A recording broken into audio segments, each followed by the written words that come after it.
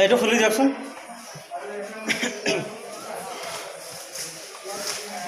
মাটি মানে মাটি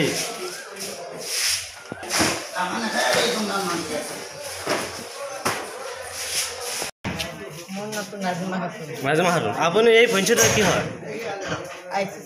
আই চি ছেক্ৰেটাৰী এতিয়া আপোনালোকে যে এটা বস্তু যে ইমান যে অমান্য কৰিছে অপমান কৰিছে লাচিত বৰফুকনৰ ফটোখন মাটি দি আপোনালোকে মেৰাই দিছে কিয় এইটো অপমান কিয় কৰিলে এইটো কওক কোনটো নহয় আপুনি এইটো অপমান কিয় কৰিলে এইটো ভূমিতা ক'ত গ'ল লাচিত বৰফুকনৰ